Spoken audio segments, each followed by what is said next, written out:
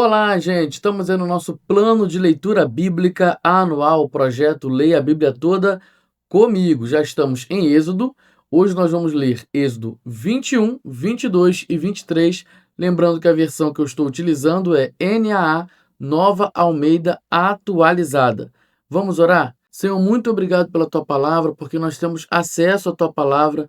Nos ajuda a compreender, mesmo situações tão difíceis, tão complicadas, textos que às vezes, de primeiro momento, a nossa mente não vai conseguir assimilar, mas que Teu Espírito Santo nos ajude a compreender e a colocar isso em prática na nossa vida para sermos parecidos com Jesus.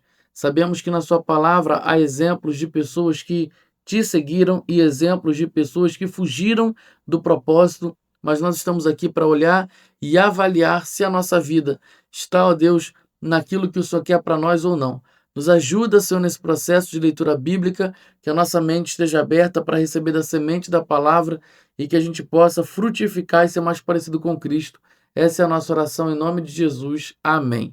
Vamos lá? Êxodo capítulo 21. São estes os estatutos que você apresentará aos filhos de Israel. Se você comprar um escravo hebreu, ele trabalhará para você durante 6 anos, mas no 7º ano será livre, de graça. Se chegou solteiro, irá embora sozinho. Se era homem casado, a mulher irá com ele. Se o dono lhe der uma mulher e ela der à luz filhos e filhas, a mulher e seus filhos serão do dono do escravo, e ele irá embora sozinho. Porém, se o escravo expressamente disser: eu amo o meu dono, a minha mulher e os meus filhos, não quero ser livre, então o dono do escravo o levará aos juízes e o fará chegar à porta ou à ombreira da porta, e o seu dono furará a orelha dele com um furador, e ele será seu escravo para sempre. Se um homem vender a sua filha para ser escrava, esta não ficará livre como ficam livres os escravos homens. Se ela não agradar ao seu senhor, que se comprometeu a casar com ela, ele terá de permitir que ela seja resgatada. Não poderá vendê-la a um povo estranho, pois isso será deslealdade para com ela. Mas se a casar com seu filho, deverá tratá-la como se tratam as filhas. Se ele der ao filho outra mulher, não diminuirá o mantimento da primeira, nem os seus vestidos, nem os seus direitos conjugais. Se não lhe fizer estas 3 coisas, ela poderá ir embora de graça sem ter de pagar nada. Quem ferir um homem de modo que este venha a morrer, também será morto. Porém, se não lhe armou ciladas, mas Deus permitiu que ele caísse em suas mãos, então designarei a você um lugar para onde ele fugirá. Se alguém vier maliciosamente contra o próximo, matando-o à traição, você deve tirá-lo até mesmo do meu altar, para que seja morto. Quem ferir seu pai ou sua mãe será morto. Quem raptar alguém e o vender, ou for achado tendo esse alguém ainda em seu poder, será morto. Quem amaldiçoar seu pai ou sua mãe será morto. Se 2 brigarem e um ferir o outro com uma pedra ou com o punho, e o ferido não morrer, mas ficar de cama, se ele se levantar outra vez e andar fora, apoiado no seu bordão, então será absolvido aquele que o feriu. Somente lhe pagará o tempo que perdeu e fará com que seja completamente curado. Se alguém ferir o seu escravo ou a sua escrava com um bordão e o ferido morrer logo, será punido. Porém, se ele sobreviver por 1 ou 2 dias, o dono não será punido, porque o escravo é propriedade sua.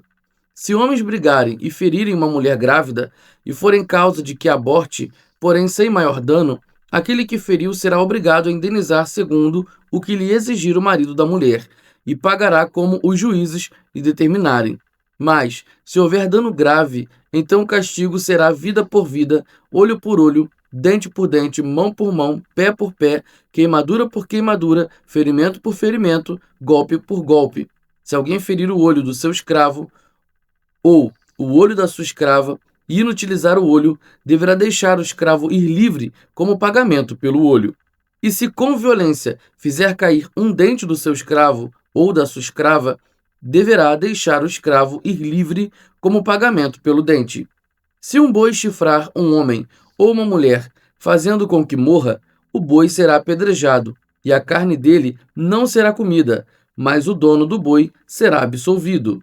Mas se o boi já antes costumava chifrar, e o seu dono sabia disso, e não o prendeu, e o boi matar um homem ou uma mulher, o boi será apedrejado, e também será morto o seu dono. Se lhe for exigido resgate, dará então como resgate da sua vida tudo o que lhe for exigido, quer tenha chifrado um filho, quer tenha chifrado uma filha. Este julgamento lhe será aplicado. Se o boi chifrar um escravo ou uma escrava, o senhor deles receberá um pagamento de 360 gramas de prata, e o boi será apedrejado. Se alguém deixar aberta uma cova, ou se alguém cavar uma cova e não a tapar, e nela cair um boi ou um jumento, o dono da cova pagará o valor do animal. Pagará dinheiro ao seu dono, mas o animal morto será seu. Se o boi de um homem ferir o boi de outro, e o boi ferido morrer, venderão o boi vivo e repartirão o valor, e dividirão entre si o boi morto. Mas, se for notório que o boi já antes costumava chifrar e o seu dono não o prendeu, certamente pagará boi por boi, porém o boi morto será seu. Êxodo capítulo 22. Se alguém furtar um boi ou uma ovelha e abater ou vender o animal, por um boi pagará 5 bois, e 4 ovelhas por uma ovelha. Se um ladrão for achado arrombando uma casa e sendo ferido morrer, quem o feriu não será culpado do sangue.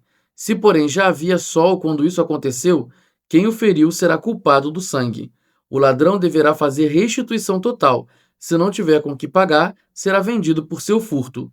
Se aquilo que roubou for achado vivo em seu poder, seja boi, jumento ou ovelha, pagará o dobro. Se alguém fizer pastar o seu animal num campo ou numa vasilha e o largar para comer em campo de outra pessoa, pagará com o melhor do seu próprio campo e o melhor da sua própria vinha. Se irromper fogo e pegar nos espinheiros e destruir os feixes de cereal colhido, ou a plantação que já estiver madura, ou o campo todo, aquele que acendeu fogo, pagará totalmente o queimado. Se alguém der ao seu próximo dinheiro ou objetos para guardar, e isso for furtado àquele que o recebeu, o ladrão, se for achado, pagará o dobro. Se o ladrão não for achado, então o dono da casa será levado diante dos juízes, a ver se não meteu a mão nos bens do próximo. Em todo negócio fraudulento, seja a respeito de boi, ou de jumento, ou de ovelhas, ou de roupas, ou de qualquer coisa perdida, de que uma das partes diz, isto é meu, a causa de ambas as partes será levada diante dos juízes.